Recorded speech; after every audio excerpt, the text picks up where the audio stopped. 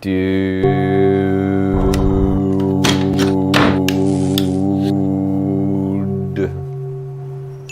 you are getting well.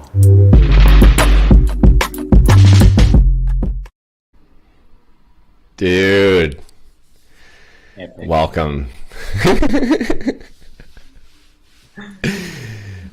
Thank you so much for being here. Whether you're listening, past, present, or future, dude, you're in the right place. I am live today with my very special guest. This is a man a beautiful human who I met in the middle of the pandemic in a beautiful coaching container called Kaboom, led by Preston Smiles. And every time Gary opened his mouth or appeared on camera, I felt some kind of connection and also some kind of energy and some kind of inspiration. And you've always been, I feel like, really real and just someone I'm grateful to have in my circle. So without further ado, Gary Tirola. What an intro. With fireworks, man. With fireworks. It's so epic to be here, man. Really. We're going to edit those in later. Awesome. I love it.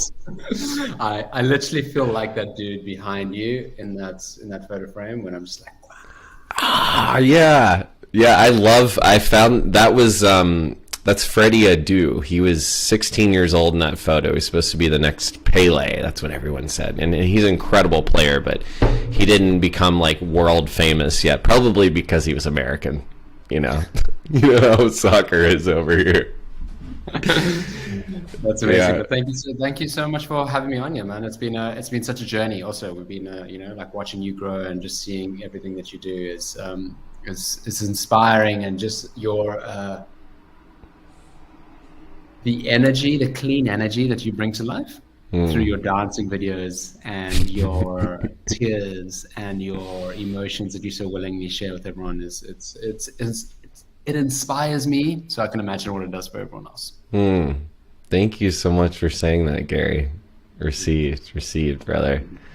Well, Gary, for those of you, for anyone who doesn't know you, how would you like to describe yourself today? So I'm a big believer in signs and messages and all that. And I've got these cheesy tea bags that have like little quotes in them, right? And I love those tea bags. Those are my favorite. They're amazing. And if I had to describe like my ideology, my philosophy, this tea bag just completely explained it. And it says here, love is an infinite power. And if people really want to understand me, it's not the superficial, surface level kind of love. What I mean is I'm so dedicated to being in love, and not in love with anyone, but being in the actual space of love and in the actual space of compassion. Because within that, I truly believe is where all our greatest dreams come true. It's where the transformations happen. And it doesn't necessarily mean we're all walking around with big smiles on our faces.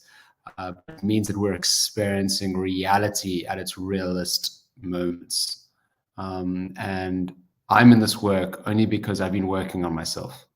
It's truly the reason. Like, I didn't in the beginning be like, hey, I'm going to be a self-development coach and wellness expert because I want to change people's lives. I was like, I needed get into the work to help myself, and doing that over and over and over. I feel that. Fortunate to I am so fortunate and blessed, and I feel so grateful to be in a position where I am able to guide people to that next level.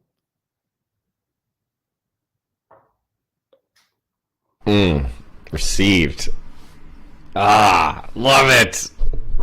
Love it, Gary. And love is, I love the power of what a beautiful tea bag you received today. What a beautiful cheers. So when you were a child, first of all, where did you grow up? Cool. So I grew up very nearby to where I am right now. I'm actually on vacation right now. I'm back in South Africa. I Wow, grew up thank you in for Cape Town. bringing us on your vacation. Of course, man. Of course. Well, it's kind of like work vacation. You know how this thing goes. You've got these dudes, so it's like you're never really on vacation. You know what I mean? But what I do, so I grew up Cape Town, South Africa, just outside the city. Amazing family, private school, had all the blessings of life that the rest of the world chases. You know, my parents spoiled me, for lack of a better term. Like, I really experienced life at its deepest level. And I am now on the road. I don't live in South Africa anymore. I live in between Bali and Dubai and Europe. And then I travel a lot. I've been to close on 50 countries in the last 5 years, to about 12 countries during COVID. So like, anything's possible. Yeah, man. So that's kind of where I grew up. And I grew up in a privileged family, and I've got a big story on how I got to where I am now. But I'll let you guide this. Well, when you grew up, when you were thinking like, well, what did you want to be when you were a kid? And you're like, when I grow up, I want to be, was it a wellness expert and coach? I'll tell you what I never ever said. I never ever said that I was going to be the dull dude, because I knew that was destined for someone. But so yes, I did. Growing up, I grew up in a family that were of, there it is, slam it in. I grew up in a family full of entrepreneurs, especially in the men of the family. Right? The men of the family, my dad, especially my dad, my uncles and my cousins, and everyone was entrepreneurs and businessmen, you know, in the old sense of the word.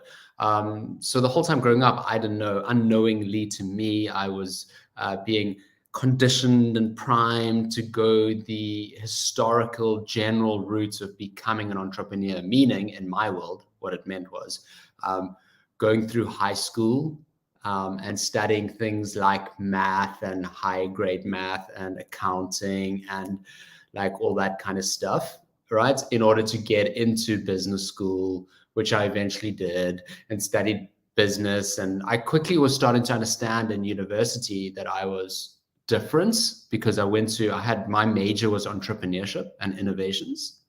And I would be in class or in an exam or in some practical, and there would be a question, and I would always answer back with another question and be like, you know, or I would call it out and say, it doesn't make sense. You know, it's in the textbook, but I see it this way. And I would justify it. And they never liked that. So I never liked that class. So I never went back to it. And I probably struggled to get the credits. But anyway, I wasn't conscious of that. And I kept pushing through. And I saw my dad, how he worked in retail. And I was like, hard work, chase the money, get the money, success, cars, big house, nice wife or girlfriend on the arm, and cool, success is there. But I did that for long enough, and I was in corporate and the startup game for long enough. I had the brains to be there, I had the willingness, I had the energy. But it wasn't long until I just fell into the trap of drinking too much and taking too many drugs and not understanding why I was doing it. I thought I was doing it for the party. There was no party.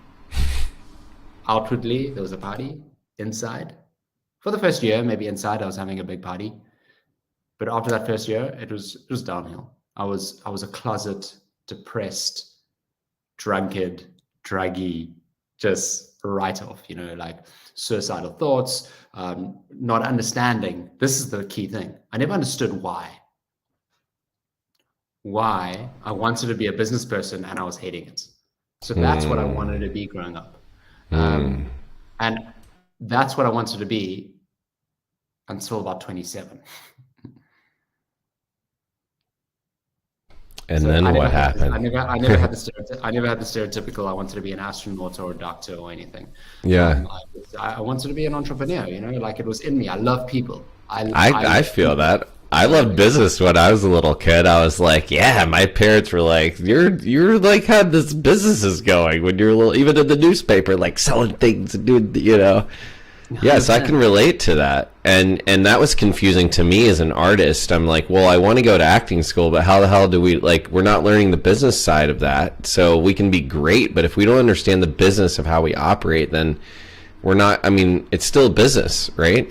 And that was a big missing. So, and I can identify a lot with the drugs and the alcohol and the party and the, like, feeling completely, like, even at the height of the Dell thing, I felt like, you know, people were like, oh man, you've made it, fuck you. And I was like inside, felt like I was dying and depressed and just, I couldn't appreciate, like, it just, yeah, I was miserable. So I relate a lot to that inside of you. And how long did that, what was the darkest part of that? Can you walk us into, like, the dark night of the soul? So before I give you the darkest parts, I'm going to give you probably a moment that you'd really appreciate. The first moment that I started rebelling against what the custom path was in about 11th grade. So 2 years before graduating high school.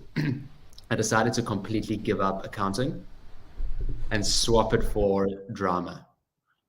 And everyone was like, what are you doing? You crazy. And drama actually landed up being my top subject in high school. But for one reason and one reason only, is because I really absolutely fucking loved it. And I applied myself and I showed up. Like, I could see you being incredible at it. Yeah. I mean, I can see that. Like my high school prac, I did like a full on 20-minute monologue of me, like, literally handstands out of a suitcase, like an old trunk. I can't explain it. I wish I had a video of it. And that was just like, that was me.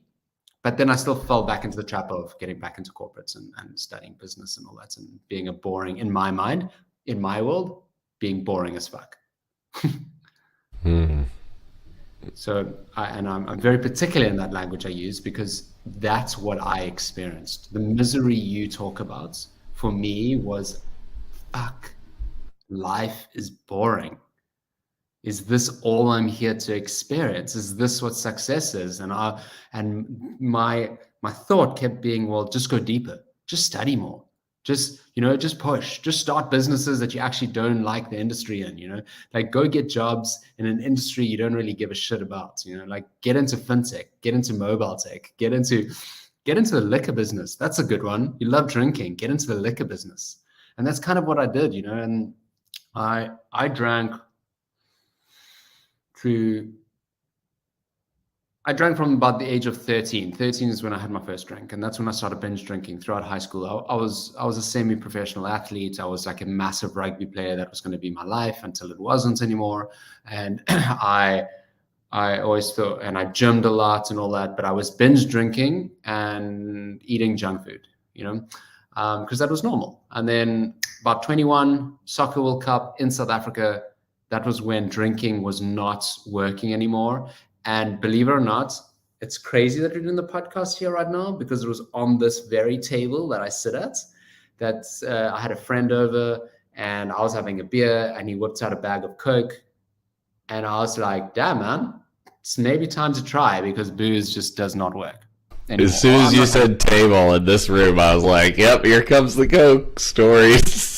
Racked a line. I had probably like a bag that night. It was the best night of my life at that moment, definitely for the next 6 years. It was just epic, like the whirlwind of a night, the World Cup, so many people were here. And then for the next 6-7 years, I just went deeper and deeper and deeper into cocaine, deeper and deeper into alcohol. And I just was binge drinking. And I kept telling myself I'm doing this just because I want to party. I love socializing. Let's just do it. Everyone's doing it. Like, I don't have a problem.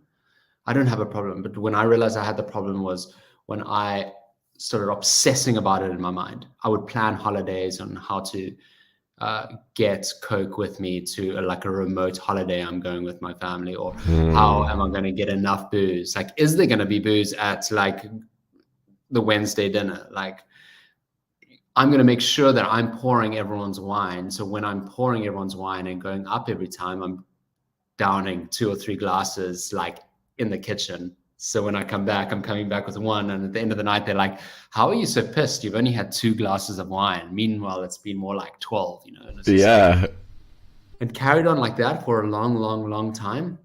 And then I got into the darkest moment. It was just, I pretty much landed up on the edge of a balcony. It's not what cracked me. It's not what got me into rehab, but I was just like on the edge of a balcony, and my best friend came home, and he's just like, what are you doing? And it's just like, I'm ready. I can't do this anymore. I just want to take my life. And it was a cry for help. Like if I was if I was me now coaching me then, like definitely was a cry for help. Would I have thrown myself off the balcony? No, but the thoughts alone tell me enough to know that I was at my rock bottom, but I wasn't low enough.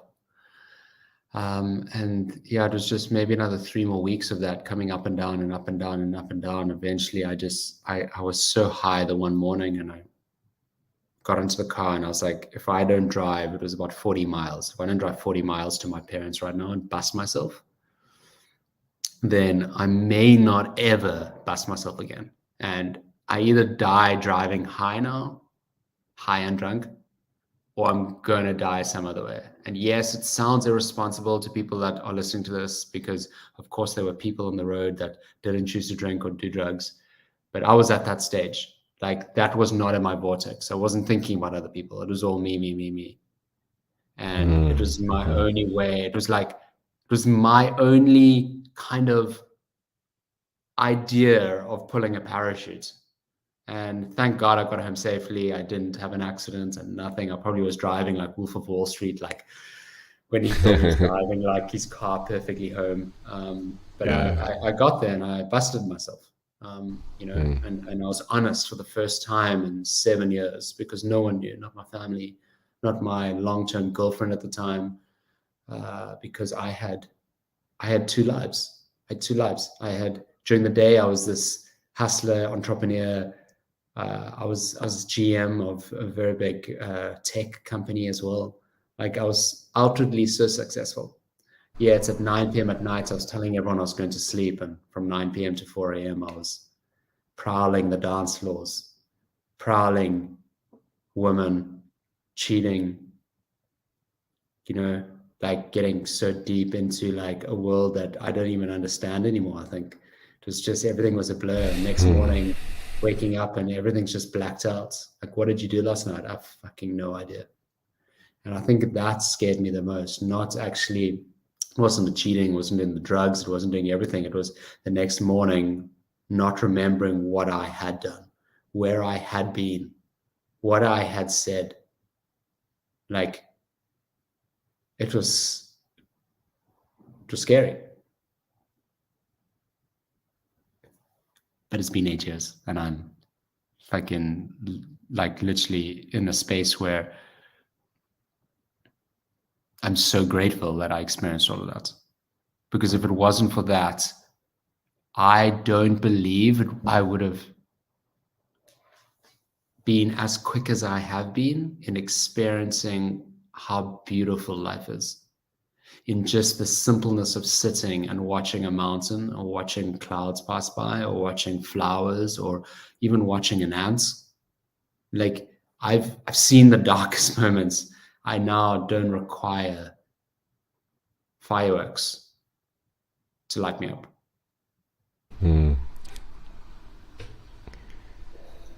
Thank you for going there with us and being so vulnerable and honest. I know I can identify with a lot of those feelings and situations. How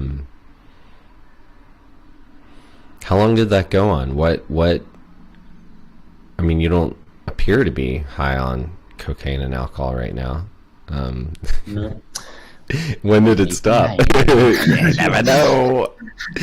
How long did that go, and what the drug use, I mean, the drinking, where did it hit? Yeah. 13, right? 13, cigarette smoking, also 13, weed started 15. I wasn't really a fan of weed, to be honest. And then coke, 21, coke and cats, 22, coke, cats, amphetamines, anything I could pretty much fucking find besides heroin, but for sure there was in some dodgy packs I was getting from like a dealer on the streets. I wasn't really picky with what I got. And that carried on from like 21 to 20. How old was I? Just working this out of my head. Till 2014, which was 26. So I was about 26. 21 to 26 was 5 years of super hard living, of very little sleep, just like pounding away. And then, yeah, so since 2014 till now, I've been absolutely dedicated. People say sober, people say in recovery, people say all these words, and I don't like using those words actually anymore. I've been 8 years, I've been dedicated to my truth. For 8 years, I've been dedicated to living life at its fullest. For 8 years, I've been dedicated to having a smile on my soul. Because I can have a fucking angry face in the car if you've just cut me off, but in my soul, I'm at peace. That's where I'm at. That's so beautiful. What had it stop? What made you stop? When did you find this peace or a way out of the alcohol and drugs and abuse, self-abuse? So I forced myself into rehab that day that I drove to my parents. I actually said to them, look, I need to go to rehab. I had no idea where to go. That was a Friday. By the Monday, I was in some rehab. Luckily, my medical aid completely covered it. I say that luckily because they can be expensive, but in South Africa, medical aids actually cover rehab once a year. That's amazing. Which is quite interesting, once a year. Because it's like, whoa, you expecting me to go back? Yeah, it's like, you can relapse once a year. That's good. I mean, that's great, though, because statistically people do. And wonderful that there is a way if you don't stay with it all it's okay. Like if you need help again, it's still here. That's what's so beautiful. And the rule is for them to cover it fully, you have to be there for the full 24 days. Which is interesting. That's really cool. If you leave after 23 days, they don't cover it. That is awesome. So like when we were in rehab, as a funny joke, like we'd see people like fucking up, and they either, because you can be chucked out. So like if you like fuck around, like you can also be chucked out, or people are leaving because they're like, I'm done. I'm not doing this. Like, because they were just like so wanting to get back on it, or someone else brought them there, which is a good message. Someone else brought them there and they weren't ready yet. And every time we're like on day 15, like someone's like, okay, I'm leaving, guys. Like, screw this, fuck it, I'm out.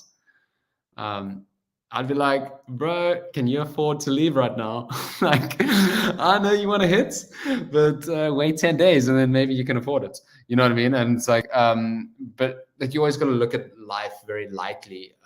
But there's so many lessons in everything we do in life, right? It's like a lot of times in life, we're not patient enough. And sometimes we just need to be patient and just sit something through.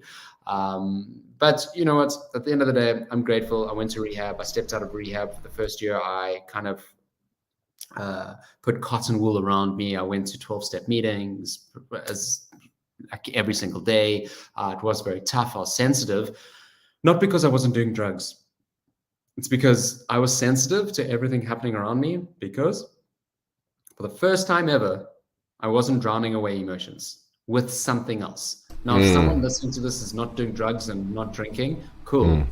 But you might be doing something else, like obsessively drinking tea. I don't care what it is. It could be obsessively shopping. It could be porn. It could be masturbation without porn. Like it could be just checking your phone over and over. Scrolling phone. Yeah. Like there's so many things that we can get addicted to.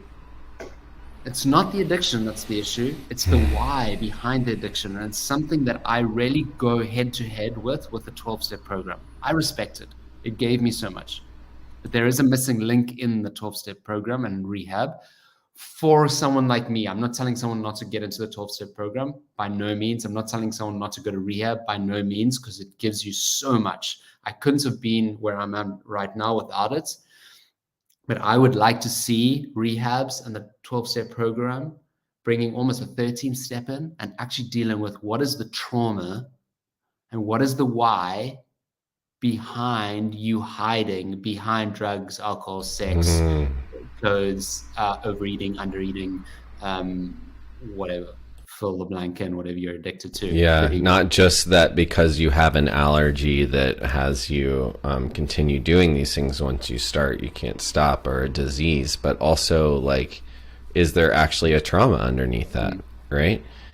And it's interesting. The founders of that program, Bill Wilson, said like, if he had, I heard so many people say today, like if he was still alive, he would totally be into like medicine, and he was into psilocybin and plant medicine, and but he would, maybe he'd be on antidepressants, and maybe he'd be looking at the why and going deeper. But he was a white man in a very, in World War II, basically, right? Yeah, Creating 100%. these things.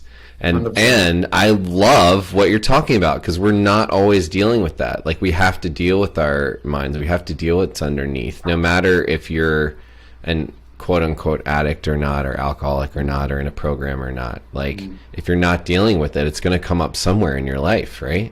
If you're pushing these things down.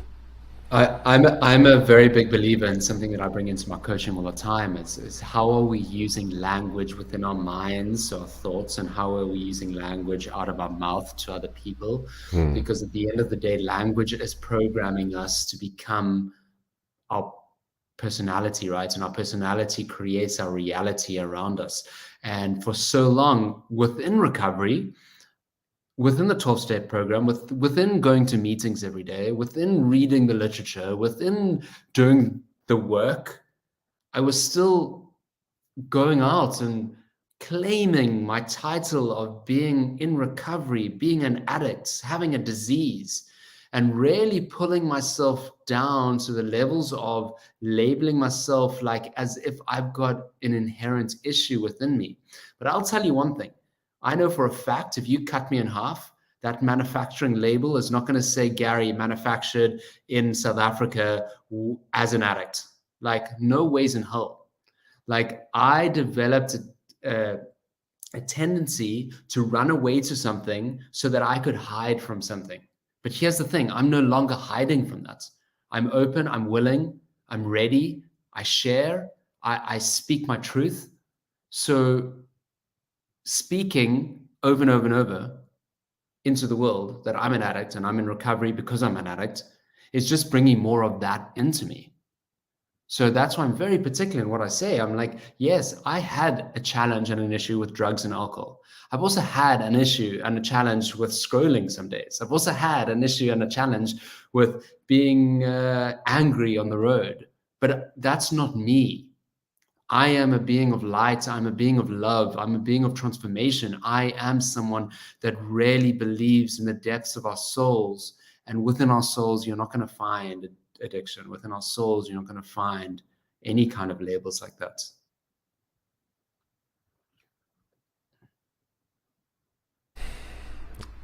That's beautiful.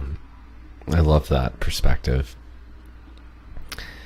And so you got yourself into rehab. What had you say, self, I need to go to rehab? Like, what was the moment? What was the thing that had you go there?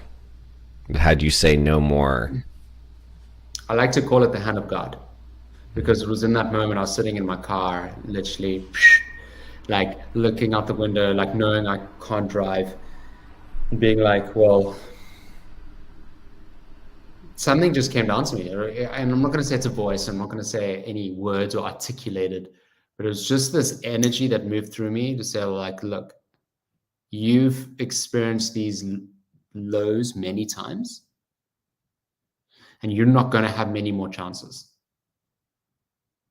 Like, either you listen to this now, or within the next couple times or couple years, it's going to get dangerous. And that it was a split second energy. And it's the first time that I switched on my awareness to my intuition, switched on my awareness to my gut feels, switched on my awareness to what was happening in the pits of my stomach. Because that is our truth, right? That's where our truth sits. A lot of us disagree with that, or forget it, or turn our backs onto that gut feeling. But I'm going to tell everyone right now, your gut feeling is your inner GPS. It is telling you which direction to go. But a lot of times we don't listen to it because we cannot justify that feeling, because we don't know, we don't know. How do we justify that truth? I need to have answers, and normally the answers are like this. Our gut feel gives us the next step to do, right? The next direction to head, but it doesn't give us step 2 and step 3 and step 4. But so many of us are so much in our conscious brain that we're trying to figure out, okay, well, before I take that next step, I need to understand what step 2 and step 3 is. So let me get the Excel spreadsheet out, or let me get the justifications out to try and understand. And then we stop ourselves from just taking that simple next step. So my whole life, for 26 years, I stopped that in its tracks, and rather went the route of my conditioning, or rather went the route of modeling my father. But my father and I have different personalities. I fucking love the dude. He's the most supportive guy. He was at every rugby pitch. Like, he never missed one sports game. Crazy. So, but him and I are different personalities. So when I broke out of all of that and listened to my gut feel, and saw that it went right, and saw that when I was going to do a seemingly terrible thing and go to my family and bust myself and tell them I do drugs and alcohol, and thinking the worst, thinking that they're going to hate on me, and I just got love, that was the hand of God.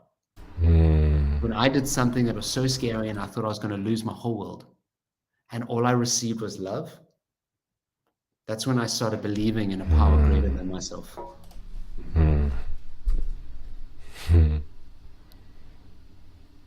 And then I knew I was on the right path. But I knew in order to stay on that path, I had to stop everything I was doing. Everything. So I didn't just sober up. I left the corporate world. I left my girlfriend, a long-term girlfriend. I left the city I was living in. I moved back to the coast, the beautiful fresh air. I left everything. Sobered up, got out of rehab, hopped onto a plane, went to Amsterdam to run the Amsterdam Marathon with no training. Rehab did not want me to go to Amsterdam. Yeah, I was just going to say, I lived in Amsterdam for a while. Yeah. I was like, look, I'm going to run a run, like nothing's going to stop me. I had a kind of a hard head. I hadn't broken through my ego yet. But over that next year, I just changed everything in life. I stopped everything. And I gave myself the space. This is the important part. I gave myself the space to be quiet and have nothing to distract me. Not work, not ideologies, like nothing. And it's funny how things sped up very quickly, because within that first week, I walked into a cafe. Someone asked me, hey, are you interested in health? I'm like, yeah. They were like, well, we just feel called to tell you, like, why didn't you study integrative health through this course? And I was like, hey, why don't I do that? Started studying that. I started getting consulting gigs within the corporate world still. People started reaching out to me to say, hey, I know you've left the tech company, but can you help us consult? Sure thing. Started getting money in, started studying nutrition, started helping out, started health coaching, realized that I didn't want to be a health coach because people were coming to me because they wanted to lose weight, but it was because of a mental, emotional disconnection. So I stopped that and I kept going deeper on myself, because this was the thing. I just kept going deeper in myself. What triggers me? Let's go in there. What triggers me? Let's go deeper. What triggers me? Let's go deeper. What am I battling with? Let's go deeper. What am I battling with? And before I knew it, I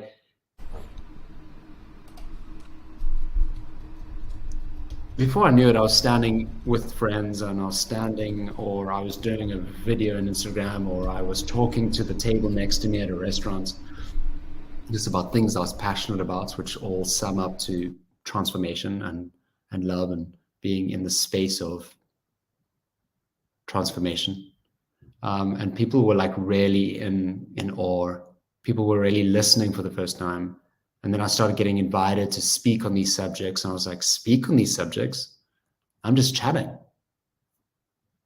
And that's kind of where my journey started unraveling. And that's when the deeper I went,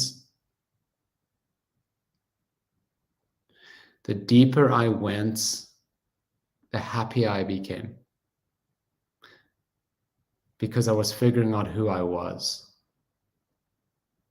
I wasn't Gary, the businessman.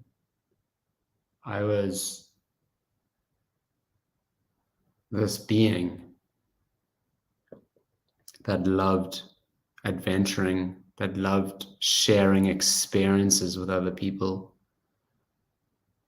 that loved that feeling that you get when you hug someone,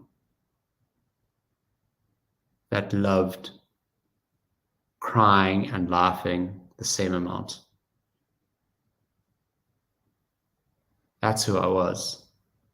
And at the same time, I had the skills to run a business. And at the same time, I had the skills to sell a product, sell a coaching program, or sell a product. I had the skills to hire a whole team for a corporate company. I had the skills to do all of these things, but I wasn't that. That's not who I was.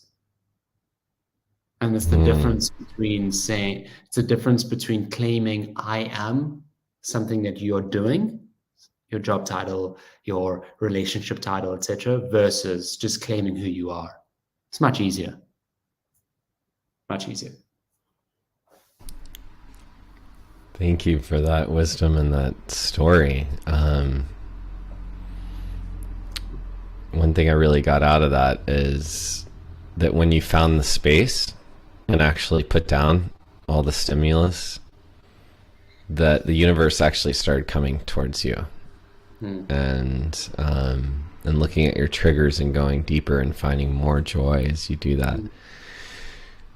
What beauty that we may be able to lead with vulnerability and look at the dark sides too, and open those up and actually grow from them.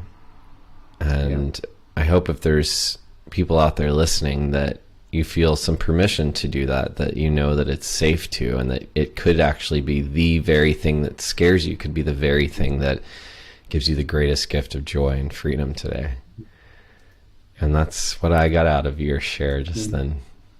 Thank you. Yeah. There's something that's, I don't know, for any of your listeners that know, and I don't know if you know him, Jesse Itzler. I'm not familiar with him. So Jesse Itzler, really rad guy. He owns Atlanta Hawks. I think that's it. I might be daffing it up. I don't know your American sports, to be honest. I should know that because I'm from the South. But he's married to Sarah Blakely, the owner of Spanx, well, the former owner of Spanx. Oh yeah, anyway, yeah. With some perspective, and he's got this saying that in his company, a guy called Brian came up with, and it's pretty much this concept. It's like, for a beautiful life to be lived, right? Do the things that you love doing with the people that you love being with. And if we really go deep into that and understand what that actually means and how simple that can make life, it truly is so transformative. Because when I heard that for the first time a couple of years ago, do more things that you love doing with people that you love being with, it almost sounded like it was a trick. Are you trying to catch me out? And that's when you're in a place where time doesn't exist. When I'm with a loved one, when I'm with Claire, or I'm with my parents, and we're doing something cool, we like hiking, or we're sharing an amazing meal, time stops.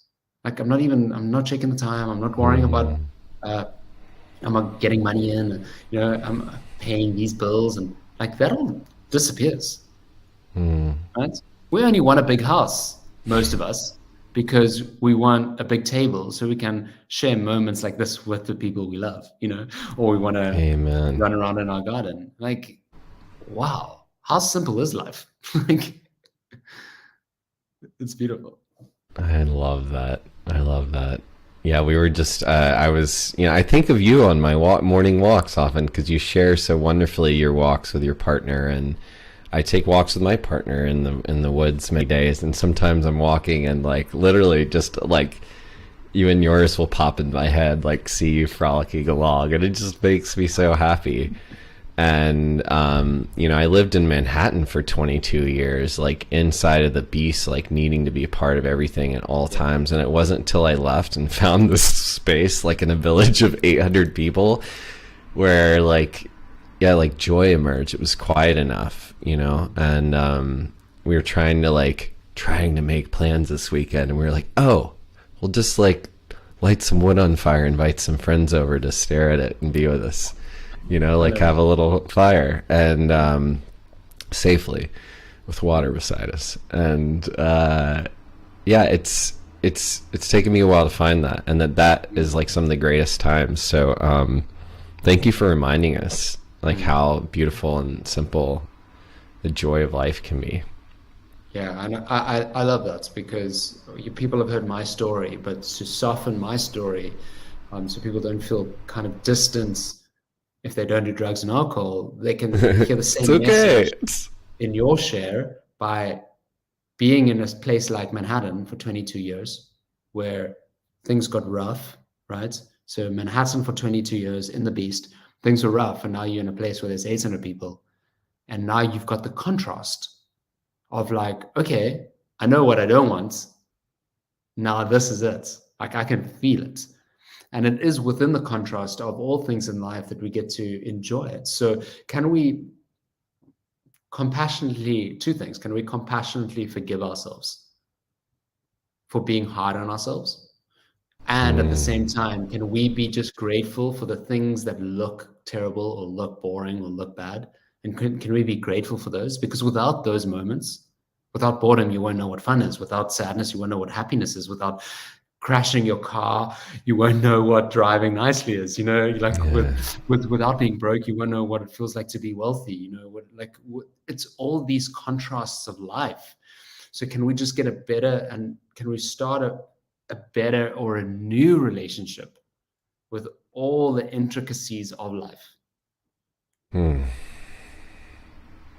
I love that. It's a game of life, man. Game of life. Like, how can we play this game not better, but how can we have more fun playing the game?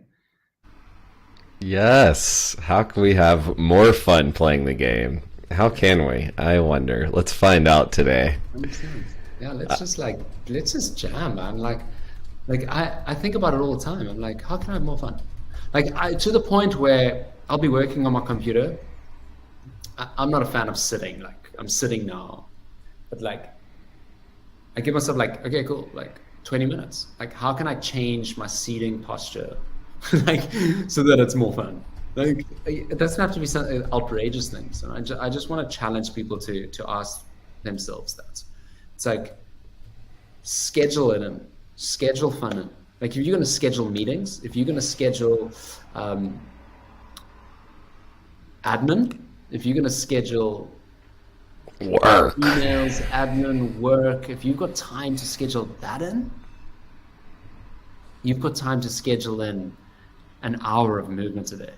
Like if you don't have time for, what's it saying? If you don't have time for 10 minutes of meditation, you probably need 2 hours. Yeah.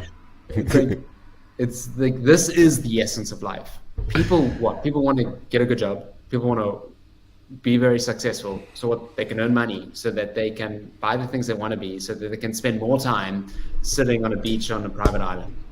Yeah. Like, And hopefully retire one day. Hopefully you make it that far. yeah, hopefully you make that far. Why don't you just go like stroll outside now? Like go to the closest beach right now and just go like sit there. Just go like experience what you're working towards and realize that you don't have to work towards it. It is there right now. Because life is about feelings, I must say. It's one thing that I've learned on my journey, and it's about asking myself, how would I like to feel?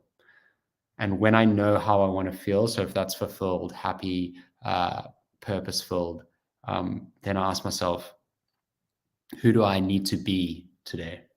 Who do I need to be? Who do I need to show up as? Not what do I need to do? Who do I need to be? Because it's that energy that invites the next business partner, and it's that energy that invites the next coaching client, and it's game of life, brother.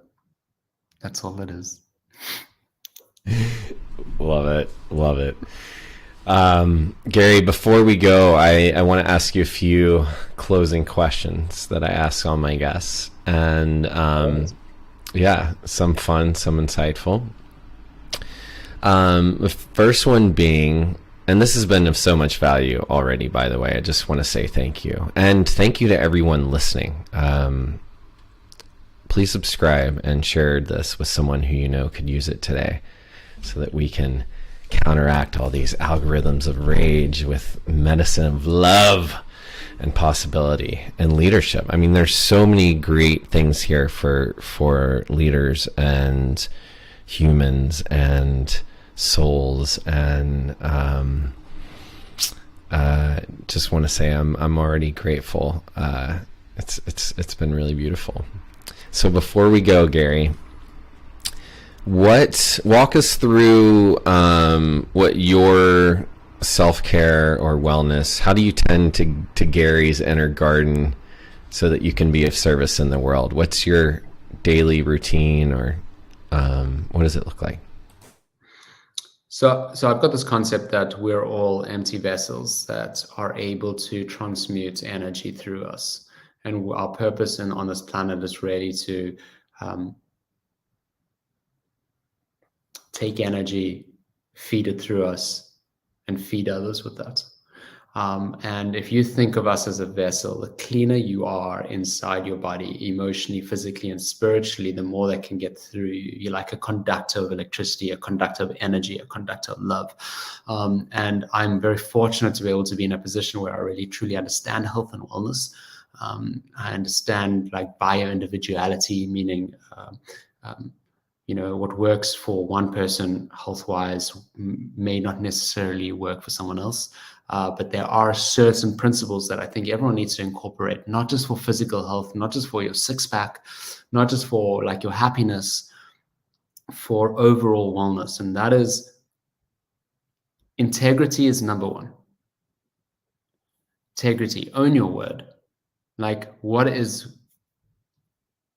you stand for? Like when you tell someone I will be there at 6 p.m., getting that 6:01 is out of integrity. Getting that 6 is on the verge, right? Getting that at 5:59, you're pretty much more bang on. And just check in with yourself where you're out of integrity. Even when you promise yourself, what am I doing?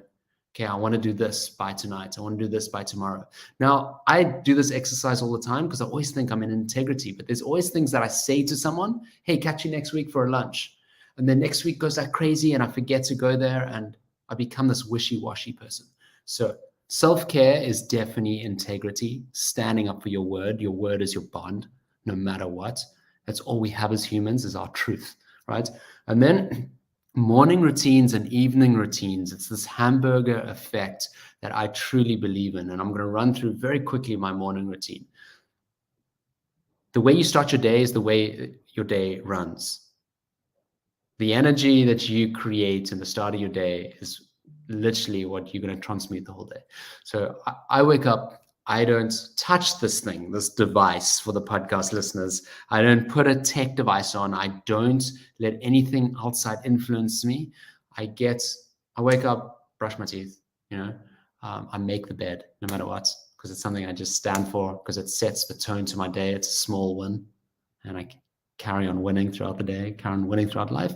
I meditate. I do breath work. Breath work energizes me, fills me with oxygen, gets my body primed and ready for the day. Quiet meditation. Now you can go walk outside, whatever meditation, just be quiet, just be inward, right? Sing a song. I don't mind what it is. Like, you don't have to be in lotus position, right? Meditate, focus on hydrating your body. All of us, 8 out of 10 people are chronically dehydrated. 8 out of 10 people in the world are chronically dehydrated.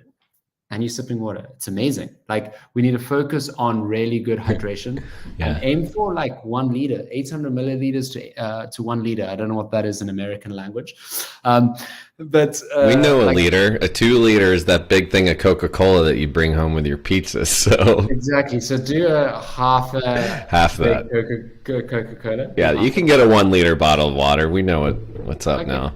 Okay, cool. Yeah, at What's least that. Oh my God, I would say 2 at least. Yeah, yeah, But yeah. Just yeah, like let's start with brush 1. off the Okay. system and just get going, and then do some movements. Like, we are not static beings. Like, we're not just meant to sit and stand, and we're not even meant to just sit and stand and walk. Like, move. Like, pretend you're an animal. Think what lizards do. Like, get on the ground, get on the grass, get into nature every day. Like, try and do all of these things in nature. It's going to ground you. It's going to sync you. It's going to bring you into alignment for your day. And then bang, sit down and have a proper meal. Have a whole food. I'm all for whole foods. Please don't eat. If it's processed, if it's in a box, it's not made for us humans. If the food product has got a marketing department, it's probably bad for you. 9 out of 10 times, right?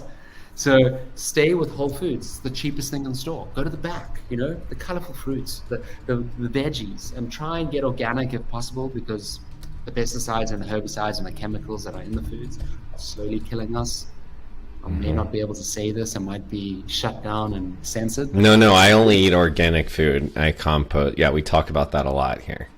Epic. Okay, cool. So, and then get into your day, right? So and create and do whatever you need to do in the day. And then in the evening, make sure you start settling down. Get away from devices. Stop working late at night. Try and be sleeping by 10 p.m., right?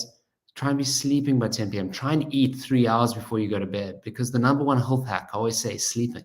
But in order to sleep well, you can't go to bed with a full stomach.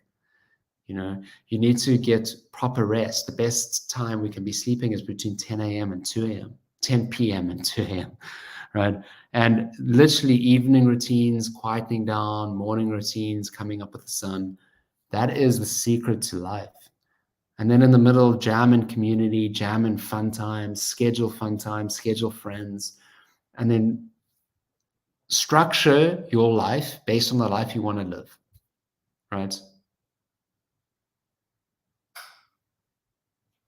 Getting there at 6 is on the verge of amazing. Don't be tardy. I believe in this. I was late for an audition in LA when I was young, and the guy chewed me out, but it changed my perception and ended up helping my trajectory.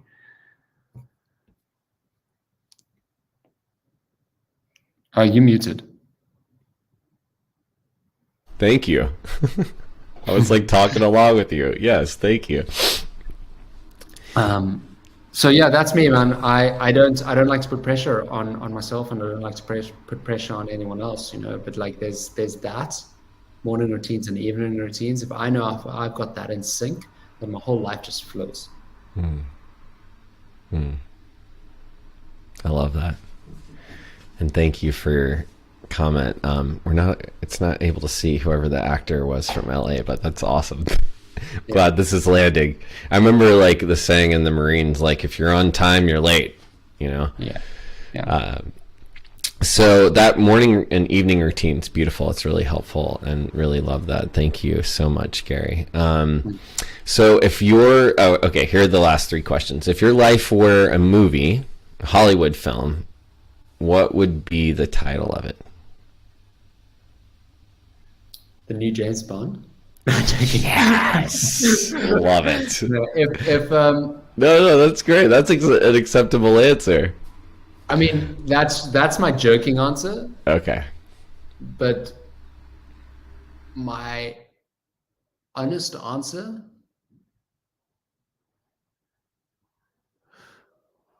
what comes up for me is Love Actually, not because of the movie, but because of the title. Because actually all we are is love. It's so beautiful. And what about if your partner was to title the name of this movie of your life? What do you think she would name it? That is a good one. I'm so bad at movie names, so let's quickly go through my head. Just anything, first thing that comes to your mind. Jurassic Park. That's like the best. Ask me why. Why Jurassic Park, Gary? I actually can't believe I'm saying this. Jurassic Park, because she always says that I literally have the biggest feet that she's ever seen, and she actually calls my feet like dino feet. That's just for the lighthearted side of my relationship. That's awesome. Thank you for sharing that with us. That's great. And then, who would you cast as your parents? What Hollywood actors would you cast as your parents?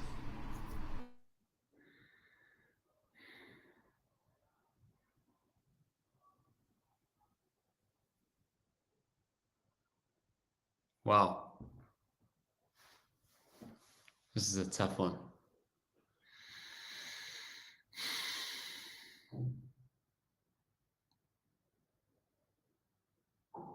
So I'm going to go back to the James Bond analogy, right? So for my dad, I would say I grew up with Pierce Brosnan, really, you know, the guy. Like if I say James Bond, everyone remembers one of the actors. Yeah. So it's more the character, and I'll explain because in my mind, James Bond, Pierce Brosnan particularly, is like very loyal, and he's always there no matter what, and like always there.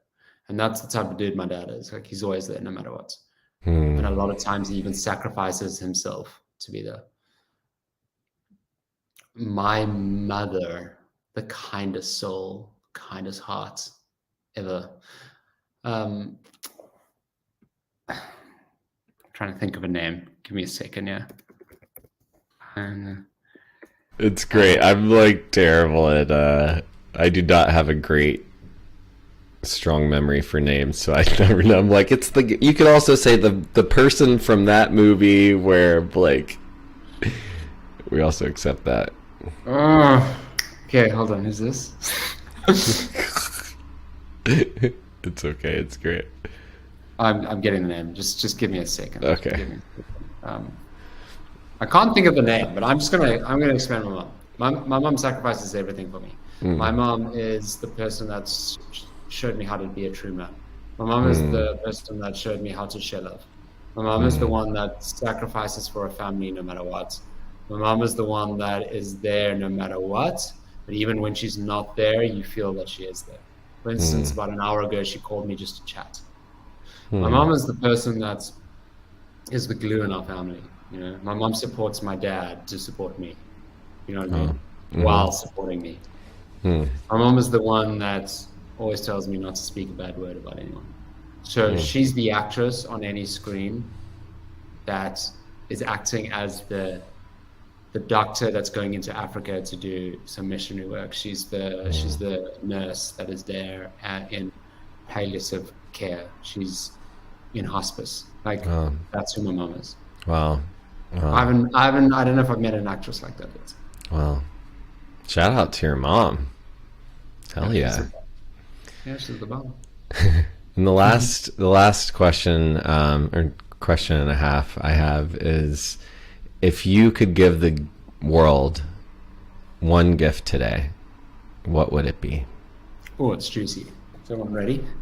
Put your seatbelts on. Wait, hold on. Okay, now we're ready. Cabin crew, prepare for.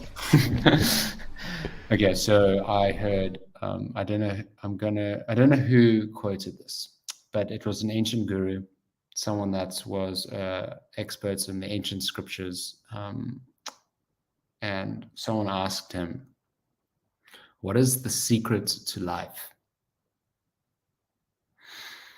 And his response was so simple, but it was so profound. And he turned around and said, "My brother, the secret to life is not caring what happens." And I just want everyone to hear that again. The secret to life is not minding or not caring what happens. And beyond that, it's the understanding that we imprison ourselves by being attached to material things, to titles, to ways of life. And we put so much undue pressure on ourselves. If we could only just step back and embody that feeling we get when we jump into an ocean, that and take on that ideology that I do not mind what happens in life. What needs to happen must happen. And from there, I can respond. Beautiful. And if you see, if the world was to receive this gift, what do you see us all doing?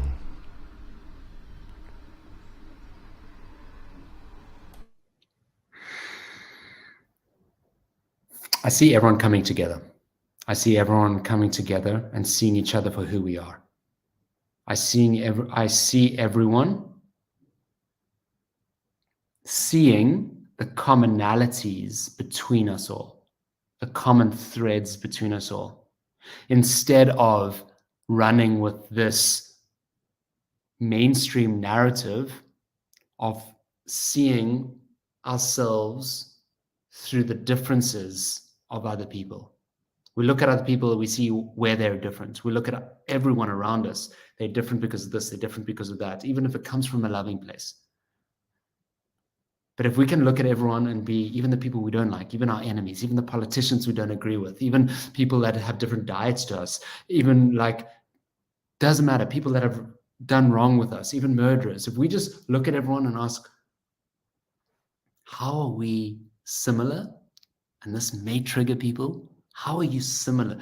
What traits do you share with Donald Trump? What traits do you share with Biden? What traits do you share with Gandhi?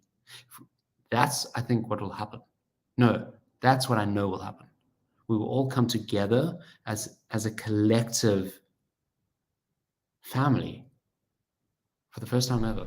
We realize we are all the same, that we're all trying to enjoy life as much as possible. I love it. Dude, you're getting well. Gary, thank you so much for being here. Thank you for your time. And thank you everyone who's listening. This is a reminder to subscribe to this podcast or YouTube and share this with someone who could use it today. It filled my heart and soul, so I hope it filled yours. Gary, what's the best place that we could find you if we wanted to learn more, follow you? Before I tell people where to find me, I just want to urge everyone to go find Ben and go into the depths of Ben's heart. It's a man that I know there's not many men that I know that has as big of a heart as Ben. I just want to take this moment to appreciate you and shower you with love and shower you with gratitude and just really honor you for who you are. And you are just a magnificent human being. And I say that not just to Ben, I say that to every listener that's listening right now. You are a magnificent human being. No matter what your circumstances, no matter where you are in the world, just know that you are loved. You were born worthy, and no matter what, no one can take that away from you. So stop taking it away from yourself. And on that note, you can find me in my inbox. My email is hello. Okay, so right now I'm taking my website down for maintenance, but I would love everyone to hit me up on Instagram. It's my name, which is Gary, Gary _Tiroler,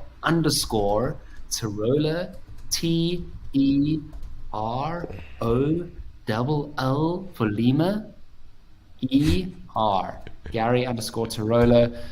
You can Google me. You can put the name in. If you want to email me, it's hello@garytiroler.com. But literally, come visit me on Instagram. It's my main media channel. I'm very open. I'm willing to have a conversation. Just pop into my DMs, or as they say, slide into my DMs. Slide on in.